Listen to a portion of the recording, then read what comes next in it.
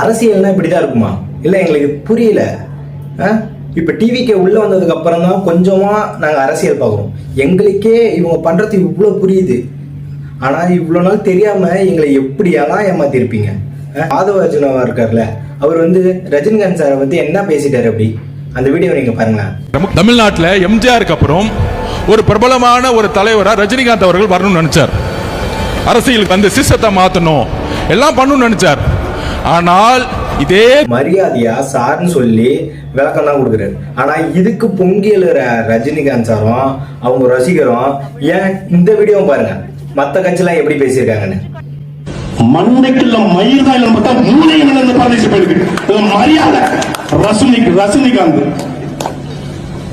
கூட்டம் என்ன பேசுவாரு கேட்க முடியாது. சூப்பர் ஸ்டார் யாரா சூப்பர் ஸ்டார்? யார் சூப்பர் ஸ்டார்?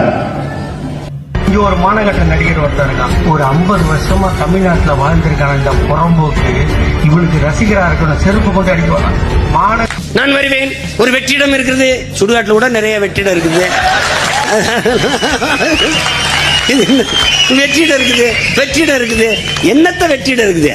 நீ தலையில தண்ணி விடி ஒரு படம் ஓடாது.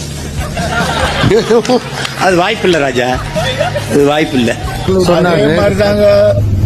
மூத்த நடிகர்கள் எல்லாம் வயசாகி போய் பல் உழுந்து போய் தாடி வந்து சாகர நிலைகள்லாம் நடிக்கிறதுனால இளைஞர்களுக்கு வாய்ப்பு இல்லாம இருக்கான் சொல்றதுக்கு மிரட்டி தான் நம்ம நண்பர் ரஜினிகாந்தே கட்சி தொடங்க சொல்லியிருக்கிறாங்க. நம்ம நேரடியா நான் கட்சியை தொடங்க முடியாது, நான் எங்க முகத்தை பார்த்தா வெறுப்பா வந்துடும். நீ கொஞ்ச நாள் பொங்கியல உங்களுக்கு கீழே இருக்கவும் கீழே இருக்கணும், மேல வளர்ந்துடக்கூடாது. உங்களுக்கு என்னதான் பிரச்சனை? கொஞ்சம் தெரியும் போதே எங்களுக்கு இவ்வளவு ஏமாத்துறீங்களே.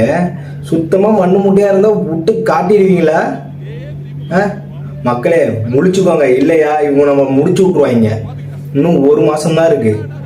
மறக்காம டிவிக்கு ஓட்ட போடுங்க, நாட்டை மாத்துங்க, இல்லையா?